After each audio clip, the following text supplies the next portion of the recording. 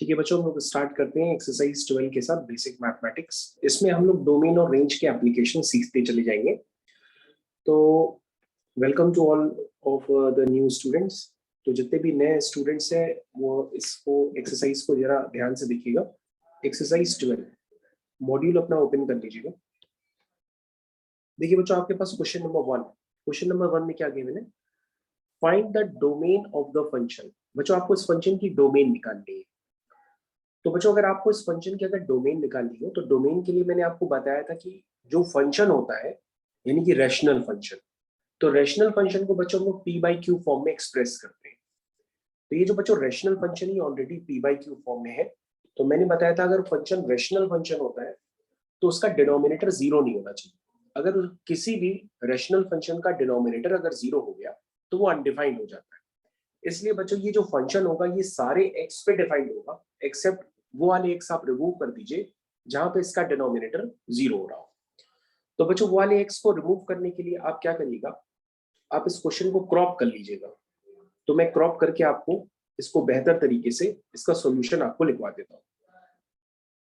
ये है बच्चों आपके क्वेश्चन, और ये होगी बच्चों आपकी एक्सरसाइज 8 का कौन सी एक्सरसाइज है? एक्सरसाइज 12 का सॉल्यूशन। ठीक है, रेडी हैं आप सब लोग? देखिए बच्चों, तो मैंने आपको क्या बताया कि आप इस तरह से करिए कि सबसे पहले रैशनल फंक्शन का ये टाइप होता है। तो रैशनल फंक्शन को बच्चों लोग पी बाई क्यू फॉर्म में एक्सप्रेस करते हैं जहां पे क्यू कभी जीरो नहीं होना चाहिए। तो बच्चों x square minus 8x plus 12, ये जीरो कहाँ कहाँ हो सकता है? ये जीरो तो अपने जीरोस पे ही होगा, है ना? तो 6 2 जा 12 इसके फैक्टर कर लेते हैं, ये हो जाएगा 6x और 2x plus 12 is equal to 0। यहाँ से बच्चों x कॉमन लेंगे तो x माइनस 6 आ जाएगा, फिर 2 कॉमन लेंगे फिर x माइनस 6 आ जाएगा इज इक्वल टू 0। यानी इसके जो फैक्टर आपको दिख रहे हैं उससे x की वैल्यू आ जाएगी 6 और 2। ये बात आपको समझ में आ गई सभी लोगों को? ठीक है, अगर समझ में आ गई तो यस सर का रिस्पॉन्स करिए और इसका डोमेन लिख दीजिए। तो डोमेन बच्चों उसकी क्या होगी? इसकी जो डोमेन होगी वो होगी ऑल रियल नंबर्स एक्सेप्ट, उसमें से बच्चों ये दो एलिमेंट्स हटा देना जहां पे इसका डिनोमिनेटर जीरो हो जाता है। क्योंकि बच्चों किसी भी रियल नंबर का अगर डिनोमिनेटर अगर जीरो हो जाता है तो वो अनडिफाइंड हो जाता है। तो यहाँ से आप 2 और 6 को रिमूव कर दीजिए। तो ये आपका फर्स्ट क्वेश्चन कंप्लीट हो जाएगा। आई थिंक बच्चों आप लोगों को फर्स्ट क्वेश्चन अच्छे से समझ में आ गया होगा। उसके बाद बच्चों हम लोग सेकंड क्वेश्चन की तरफ मूव करते हैं। जरा सेकंड क्वेश्चन को देखिए क्या लिखा हुआ है। लिखा है find the range of the function given its domain in each of the following cases. तो बच्चों हमें क्या निकालनी है? हमें निकालनी है इसकी रेंज निकालनी है। तो बच्चों रेंज निकालना कोई बहुत बड़ा काम तो होता नहीं है, आप सभी लोग रेंज निकालना जानते हो। On putting the values of x we obtain the values of y, उसी को हम लोग कहते हैं बच्चों रेंज। चलिए, तो सबसे पहले बच्चों हमारे पास x की क्या क्या वैल्यूज गिवन है? 1 गिवन है। तो सबसे पहले हम f1 निकालेंगे। तो क्या हो जाएगा? 3 इंटू 1 प्लस 10 मतलब 30। फिर हम f5 निकालेंगे। f5 निकालेंगे 3 इंटू 5 प्लस 10, तो कितना हुआ? 3 5 जा 15 और 15 और 10 25। फिर बच्चों हम क्या निकालेंगे? हम f7 निकालेंगे। तो 7 3 जा 21 और 21 और 10 कितना हुआ? 31। फिर बच्चों हम f ऑफ माइनस 1 निकालेंगे। तो -3 प्लस 7 सॉरी -1 पुट करेंगे तो -3 प्लस 10 और -3 प्लस 10 कितना हो जाएगा? 7। फिर बच्चों हम f ऑफ -2 निकालेंगे। तो ये हो जाएगा -6 प्लस 10, तो 10 माइनस 6 कितना हो जाएगा? 4 हो जाएगा। यानी बच्चों आपने इसकी रेंज तो फाइनली निकाल ली। तो इसकी जो रेंज होगी बच्चों वो आप कैसे डिफाइन करोगे? उस रेंज में आएगा 13 25 31 7 एंड 4। तो बच्चों ये आपके रेंज के एलिमेंट्स कहलाएंगे। तो सेकंड क्वेश्चन आपका कंप्लीट हो गया। जरा सेकंड क्वेश्चन का आंसर भी बच्चों टैली कर लीजिएगा। 13 25 31 7 और 4, ये बच्चों मैंने साइड में आपको आंसर्स भी दे रखे हैं छोटे से, आप इनको यूज करके अपने आंसर्स भी टैली कर सकते हैं। या अगर आपके पास मॉड्यूल है तो मॉड्यूल की हेल्प से भी आप आंसर अपने टैली कर सकते हैं। तो बच्चों मेरे ख्याल से आप लोगों को ये क्वेश्चन क्लियर हो गया फर्स्ट पार्ट। जिन लोगों को फर्स्ट पार्ट क्लियर हो गया होगा वो तब तक अपना सेकंड पार्ट कंप्लीट कर ले खुद से। चलिए सेकंड पार्ट को कंप्लीट करिए। क्या लिखा हुआ है सेकंड पार्ट में? सबसे पहले आप निकालिए f ऑफ -3। तो f ऑफ -3 क्या होगा? 2 इंटू -3 का स्क्वायर प्लस 1। तो -3 का स्क्वायर कितना हुआ? 9 9 2 जा 18 18 प्लस 1 19। उस तरह से बच्चों आप f2 निकालिए। तो 2 का स्क्वायर 4, 4 टू जा 8, 8 प्लस 1 9, आ गया F2 9। F4 निकालिए, 4 का स्क्वायर 16, 16 टू जा 32, 32 प्लस 1 33। फिर बच्चों F0 निकालिए, तो F0 आपका 1 आ जाएगा। तो बच्चों जो आपकी रेंज निकल करके आएगी, उस रेंज में कौन कौन से एलिमेंट होंगे उसको आप लिख लीजिए। एक बार 19 आया है, फिर 9 आया है, फिर 33 आया है, फिर 1 आया है। तो बच्चों इस तरह से आपकी रेंज भी निकल आई। क्या सबकी निकल आई? सब लोग चेक कर लीजिएगा क्वेश्चन को एक बार। क्वेश्चन नंबर 3 की तरफ बच्चों हम लोग कंटिन्यू करते हैं। क्वेश्चन नंबर 3 में लिखा है कि आपके पास ए क्या है, बी क्या है, फिर कह रहा F B a function from A to B such that F X आपके पास गिवन है। कह रहा find F A, is F A is equal to B. तो ये क्वेश्चन है आपका। तो बच्चों आपके पास ए गिवन है, बी गिवन है, फंक्शन आपका ए टू बी डिफाइंड है सच दैट एफ एक्स आपके पास गिवन है। आपको एफ ए निकालना है। एफ ए का मतलब बच्चों क्या हुआ कि ए के अंदर जितने भी एलिमेंट्स वो सब आपको एक एक करके इसमें पुट करने हैं, तो आपका एफ ए का सेट तैयार होता चला जाएगा। जब आप एफ ए निकाल लें तो चेक करिएगा क्या एफ ए बी के इक्वल है कि नहीं। जब आप एफ ए निकाल लें तो एफ ए चेक कर लीजिएगा वो बी के इक्वल है कि नहीं है। ठीक है, तो आप इस क्वेश्चन को करना स्टार्ट करिए। क्वेश्चन मैं आपको क्रॉप करके देता हूं। ये है क्वेश्चन आपका 3। ठीक है, चलिए क्वेश्चन नंबर 3 को स्टार्ट कर लें बच्चों। देखिए ये हो गया क्वेश्चन नंबर 3। चलिए ये क्वेश्चन आपका 3 में स्टार्ट कर रहा हूं। चलिए ध्यान से देखते हैं। आइए सबसे पहले बच्चों आपके पास ए गिवन है, बी गिवन है, तो आपको क्या निकालना है? एफ ए निकालना है। निकालना स्टार्ट करिए। एफ ए का मतलब सबसे पहले एफ ऑफ -1 निकालिए।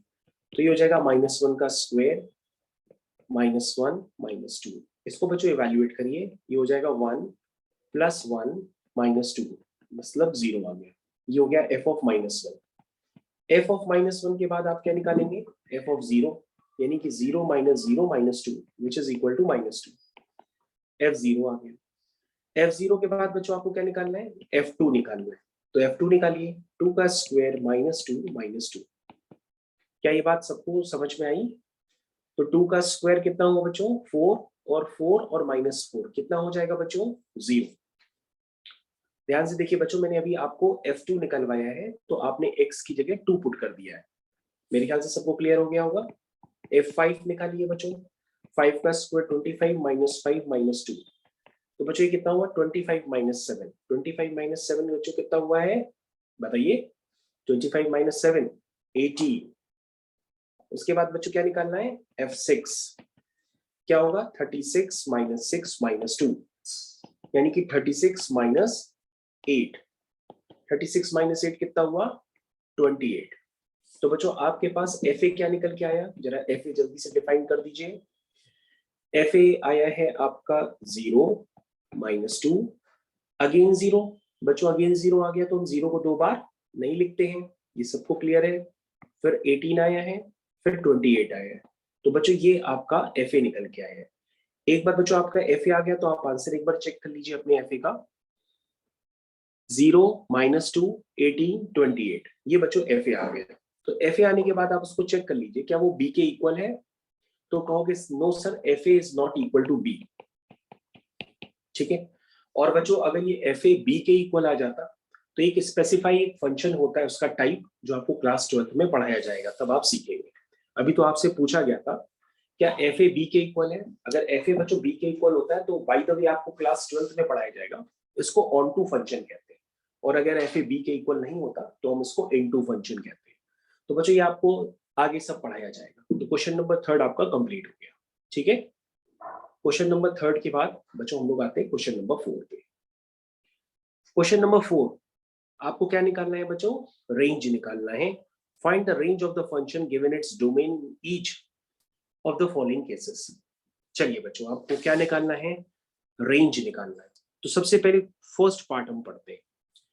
फर्स्ट पार्ट में बच्चों क्या लिखा हुआ है ध्यान से देखिएगा। रेंज निकालने के सारे क्वेश्चन है, यहीं पे हम लोग करते चले जाते हैं।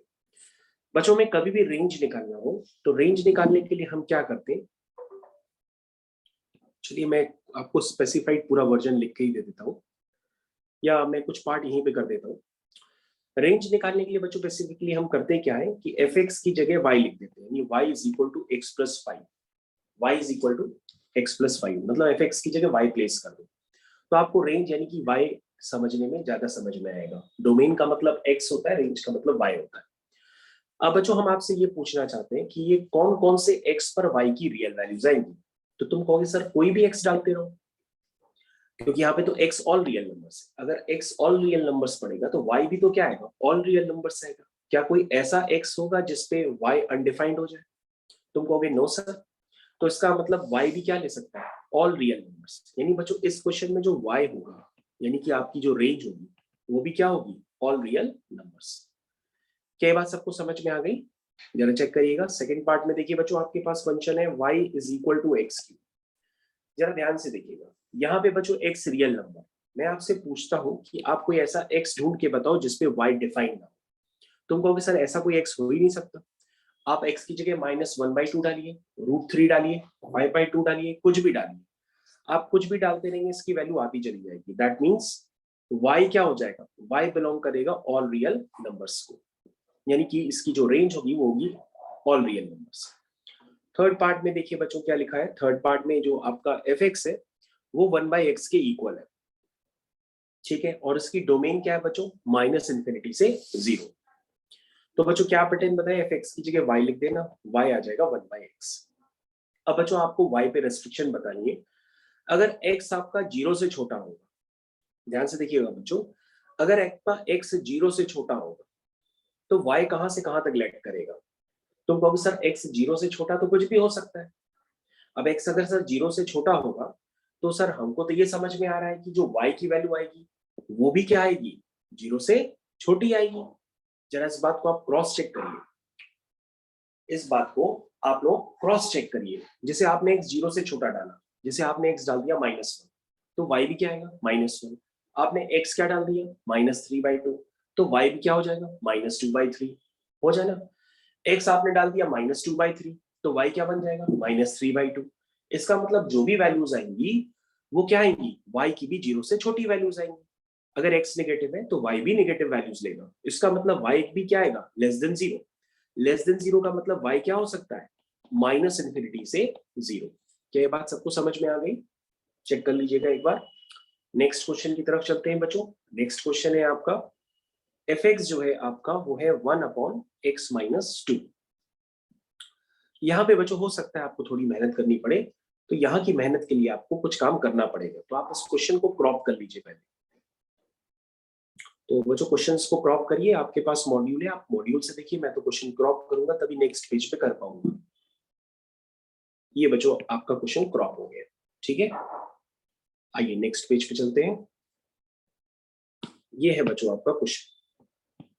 सबसे पहले आपको बच्चों ध्यान देना होगा कि कभी भी अगर आप क्या निकालने के लिए बोलते हैं, रेंज, तो रेंज के लिए मैंने आपको क्या सिखाया था कि y is equal to 1/x-2 लिखते हैं, ठीक है। अब बच्चों यहाँ पे क्रॉस मल्टीप्लाई करके x की value in terms of y निकालनी। जरा आप पहले इतना कर्म करो, तो हो जाएगा yx - 2y is equal to 1। यानी बच्चों अगर आप यहाँ से x निकालने की कोशिश करोगे तो yx इज इक्वल टू हो जाएगा 1 + 2y। दैट मीन्स यहां से x क्या आ जाएगा, x आ जाएगा 1 + 2y अपॉन y। अब बच्चों अगर आप यहां पर ध्यान से देखो, यहां पर बच्चों आपको ध्यान से देखना होगा कि आपने x पे रेस्ट्रिक्शन निकाली है कि x क्या है, 1 + 2y अपॉन y, ठीक है। और बच्चों यहां पर x क्या गिवन है कि वो 1 या 1 से छोटा है, तो x को आप 1 या 1 से छोटा कर दो। जैसे ही करोगे तो आपके पास कंडीशन ऑटोमेटिकली यहाँ पे जनरेट हो जाएगी। तो बच्चों आप इसको सॉल्व कर लो, तो ये हो जाएगा 1 + 2y अपॉन y -1 < 0। इसको सॉल्व कर ले बच्चों, 1 + 2y - y upon y < 0। That means ये क्या बन गया बच्चों, ये हो गया 1 + y upon y < 0। That means अगर बच्चों हम इसको सॉल्व करेंगे तो सॉल्व करने पर क्रिटिकल पॉइंट्स क्या आएंगे, एक आएगा -1 और एक आएगा 0। फिर हम लोग वेवी कर्व पैटर्न को फॉलो करेंगे। जैसे हम वेवी कर्व पैटर्न को फॉलो करेंगे तो हमें वो रीजन लेना है जहां पर क्या हो, नेगेटिव रीजन, क्योंकि < 0 लिखा है। तो बच्चों 0 ये कहां पे हो सकता है, -1 पे, तो हमने उस पर डॉट बना दिया और y = 0 को एक्सक्लूड कर दिया क्योंकि डिनोमिनेटर 0 नहीं हो सकता। तो बच्चों यहाँ पे y यानी कि रेंज का इंटरवल क्या आ रहा है, रेंज का इंटरवल आ रहा है -1 से, जहां पे -1 इंक्लूडेड है और 0 एक्सक्लूडेड है, तो -1 से 0। तो बच्चों मैंने आपका आंसर निकाल दिया फाइनली -1 से 0। तो बच्चों ये आपका क्वेश्चन हो गया। दिस इज योर -1 से 0। Question number 4th part finish हो गया। 4th के बाद बच्चों हम लोग करते हैं क्वेश्चन नंबर 5th को। जरा क्वेश्चन नंबर 5th की भी हम चर्चा करेंगे। जिन बच्चों को थोड़ा कम समझ में आ रहा है थोड़ा सा पेशेंस रखें। अभी हम क्वेश्चन नंबर 4th की चर्चा कर रहे थे। अगर 4th वाला पार्ट अभी आपको क्लियर ना हो तो थोड़ा सा पेशेंस रखिए, नेक्स्ट क्वेश्चन पे देखिए जरा, तो आपको फिर और ज्यादा क्लियरिटी आने लगेगी। बस आपको पेशेंस बना करके पूरा लेक्चर कंप्लीट करना है। देखिए तो नेक्स्ट क्वेश्चन बच्चों ये आपका आ गया। चलिए स्टार्ट करते हैं। क्या लिखा हुआ है इसमें बच्चों? आपके पास लिखा है y is equal to 1/3x - 2। तो सबसे पहले बच्चों हम रेंज निकालने का कॉन्सेप्ट ये होता है कि f(x) की जगह हम y पुट कर देते हैं, फिर हमें x की value in terms of y निकालते हैं। तो क्रॉस मल्टीप्लाई करिए तो ये हो जाएगा 3yx - 2y is equal to 1। इसको बच्चों और भी सॉल्व करते हैं तो ये हो जाएगा 3yx is equal to 1 plus 2y। That means इसको बेटा और सॉल्व कर लो तो यहाँ से x की वैल्यू आ जाएगी 1 प्लस 2y अपॉन 3y। यहां तक सबको क्लियर है? x आ गया इन टर्म्स ऑफ y। अब बच्चों आपके पास गिवन है कि जो आपका x है, देखो डोमेन में लिखा है x पे रेस्ट्रिक्शन है, जो आपका x है वो क्या है? Less than equal to 0। ठीक है, अब हम बच्चों क्या बनाएंगे? वेवी कर्व पैटर्न फॉलो करेंगे। जब हम वेवी कर्व पैटर्न फॉलो करेंगे तो हमने किस तरह से पैटर्न फॉलो करने के लिए बताया है? सारे क्रिटिकल पॉइंट निकालते हैं। एक क्रिटिकल पॉइंट आएगा -1 और दूसरा क्रिटिकल पॉइंट आएगा 0। फिर हम राइट हैंड साइड से चालू करते हैं प्लस माइनस प्लस। तो मैंने बच्चों आपको क्या बताया है कि न्यूमरेटर 0 हो सकता है। न्यूमरेटर 0 हो सकता है तो हम यहाँ पे डॉट लगा देंगे। डिनोमिनेटर 0 नहीं हो सकता तो वहां पे हम ओपन सर्कल या क्रॉस लगा देते हैं। क्या चाहिए? Less than 0। तो लेस देन 0 के लिए कौन सा पोर्शन होता है बच्चों? माइनस वाला। तो माइनस वाला रीजन आप लिख लीजिए जल्दी से। क्या आंसर आएगा? आपकी रेंज आ गई विच इज -½ से 0। 0 पर क्या होगा? Open interval. -½ से 0, this is your final answer. बच्चों आपको आंसर चेक करना होगा। दिस इज योर -½ से 0। बच्चों आंसर में थोड़ा सा करेक्शन है, शायद 0 की जगह इन्फिनिटी लिखा है, तो आप -½ से उसको 0 लिख लीजिएगा। ठीक है, हो गया question 5th part complete. 5th part अगर बच्चों आपका हो गया है तो हम फाइनली 6th पार्ट की तरफ मूव करते हैं। आइए, ये आपका हो गया क्वेश्चन नंबर 6th पार्ट। आइए, तो आप सब रेडी हैं 6th पार्ट के लिए? क्वेश्चन नंबर 4 का 6th पार्ट। आइए कैसे करेंगे देखिए। सबसे पहले बच्चों आप y लिखिए x upon x plus 5। Cross multiply करिए बच्चों जल्दी से। yx plus 5y is equal to x। आ गया? x की value in terms of y निकालिए तो हो जाएगा बच्चों, मेरे साथ लिखते चले जाइएगा, 5y is equal to x minus yx। यहां तक हो गया? तो 5y is equal to x times 1 minus y। तो यहां से बच्चों आपका x आ गया 5y अपॉन 1 माइनस y। क्या रेस्ट्रिक्शन दी है बच्चों कि x जो है वो नॉट इक्वल टू -5 है। चलिए बाय द वे वो तो हम बाद में देख लेते हैं। ये तो इसलिए लिखा है क्योंकि डोमेन उसकी डिफाइन की गई है कि भैया डिनोमिनेटर 0 नहीं हो सकता, x ऑल रियल नंबर्स हैं लेकिन -5 नहीं हो सकता। चलिए अब बच्चों को ये जल्दी से बता दीजिए कि ये x कब कब डिफाइंड होगा, मतलब y पे रेस्ट्रिक्शन बता दीजिए क्या है। तुम कहोगे सर y तो सारे रियल नंबर्स ले सकता है एक्सेप्ट 1। एक्सेप्ट 1 तो अपना आंसर चेक कर लीजिए, 6th पार्ट है सारे रियल नंबर एक्सेप्ट 1। तो बच्चों पीछे आंसर सही लिखा हुआ है, y लेगा सारे रियल नंबर एक्सेप्ट 1। 1 क्यों नहीं ले सकता? क्योंकि उसका डिनोमिनेटर 0 हो जाएगा तो 5y upon 1 minus y undefined हो जाएगा। तो बच्चों ये वाला पार्ट भी आपका फिनिश हो गया। 5th वाले पार्ट की चर्चा करते हैं। क्या लिखा हुआ है? Find the range of the function given its domain in each of the following cases. बच्चों डोमेन गिवन है, आपको रेंज निकालनी है। कैसे निकालेंगे? पहले क्वेश्चन को आप क्रॉप करिए फिर मैं आपको क्वेश्चन करके सिखाता हूं। चलिए 5th क्वेश्चन सभी लोगों ने कॉपी में नोट कर लिया? जिन लोगों की स्पीड स्लो है वीडियो को पॉज करिए, पहले क्वेश्चन को लिखिए पढ़िए, उसके बाद वीडियो को स्टार्ट करिए फिर से। क्या निकालनी है बच्चों? डोमेन गिवन है, रेंज निकालनी है। तो क्या बताया था? रेंज के लिए पहले हम y is equal to X square लिख देते हैं। तो बच्चों डोमेन गिवन है, रेंज निकालनी है, तो कैसे निकालें बताइए। अच्छा आपके हिसाब से कर लेते हैं, कैसे निकालेंगे? डोमेन गिवन है, रेंज निकालनी है, कैसे करेंगे बच्चों आप बताइए। चलिए अगर आप सेकंड पार्ट कर सकते हैं तो सेकंड पार्ट करिए। y is equal to 3x plus 2। बच्चों डोमेन का मतलब ये होता है कि उसमें खूब सारे x ऑलरेडी इन्वॉल्व है, मतलब -1 से 2 के बीच में तो काफी सारे x इन्वॉल्व हो जाएंगे ना। फ्रैक्शंस भी होंगे, इंटीजर्स भी होंगे, इरैशनल नंबर्स भी होंगे, रैशनल भी होंगे। तो आप वैल्यू पुटिंग से नहीं निकाल सकते हो। कई बच्चे सोच रहे होंगे कि सर वैल्यू पुटिंग से निकालनी, भाई x की वैल्यू पुट करके y की वैल्यू निकालते चले जाए। तो बच्चों ऐसा हो नहीं पाएगा, इसलिए आप प्रॉपर तरीके से करिए जैसा आप सोच रहे हैं। तो कैसे करेंगे वो आपको सोचना है। आई थिंक बच्चों अब आप समझ गए होंगे कि मैंने रेंज निकालने का जो मेथड बताया था उसी को फॉलो करिए। एफ एक्स की जगह y लिख दीजिए, y की वैल्यू आ गई 3x प्लस 4। फिर मैंने बताया था x की वैल्यू निकाल लीजिए इन टर्म्स ऑफ y, तो वो आ जाएगी y माइनस 4/3। उसके बाद बच्चों x लाई करता है कहां से कहां तक, देखो ध्यान से। x लाई करता है -1 से 2 तक, तो बच्चों यहाँ पे y का इंटरवल आ जाएगा, वही आपकी रेंज होगी। चलिए जल्दी से निकालिए। 3 पॉजिटिव नंबर है तो उस इक्वेशन का हम क्रॉस मल्टीप्लाई कर सकते हैं, क्योंकि पॉजिटिव नंबर मल्टीप्लाई करने पर इन इक्वेशन का साइन चेंज नहीं होता है। कर दिया मल्टीप्लाई। उसके बाद बच्चों y को सेपरेट करना है, तो हम पूरी इक्वेशन में क्या कर देंगे, +4 कर देंगे। क्या ये स्टेप लिखने की जरूरत है कि आप समझ गए? अगर समझ गए कॉपी में अपने आप लिख लीजिए। लिखा? तो ये बच्चों कितना हो गया, 1 हो गया, ये कितना हो गया, 10 हो गया। यानी बच्चों आपकी रेंज आ गई, कहां से आई, 1 से लेके 10 तक। सेकेंड वाले पार्ट की बच्चों भी निकालनी है, ठीक है, 1 to 10। फर्स्ट वाले पार्ट की आप निकालना स्टार्ट कर। y बेटा क्या आ गया, एक्स स्क्वायर आ गया, तो x की वैल्यू क्या आएगी, स्क्वायर रूट ऑफ y आएगी। क्या ये बात सभी को क्लियर है? क्या ये बात सभी को क्लियर है? बच्चों x कहां से कहां लाई कर रहा है, -5 से +5। तो ये जो x की वैल्यू है ये लाई करेगी -5 से +5 लाई करेगी। क्या ये बात समझ में आई? अब बच्चों मैंने आपको सिखाया था कि किसी का भी स्क्वायर रूट कभी नेगेटिव तो हो नहीं सकता है, तो y वैल्यू जो भी लेगा वो हमेशा कैसी वैल्यू लेगा, पॉजिटिव वैल्यू लेगा। तो आप -5 तो हटा ही दो, यानी ये वैल्यू क्या हो सकती है, 0 से लेकर के 5 हो सकती है। इसको मैंने करेक्शन कर दिया, ठीक है, क्योंकि स्क्वायर रूट का रिजल्ट तो कभी नेगेटिव हो नहीं सकता। मिनिमम वैल्यू क्या होती है स्क्वायर रूट की, 0 होती है। तो बच्चों अगर आप यहाँ से रूट y लाई कर रहा है 0 से 5, तो y कहां से लाई करेगा, वो लाई करेगा 0 से लेकर के 25। यानी आपकी जो रेंज निकल के आई है वो आई है 0 से 25। जरा चेक करिए आंसर, 0 से 25 आया कि नहीं आया? आ गया, ठीक है। अगला कंटिन्यू करते हैं, नेक्स्ट क्वेश्चन।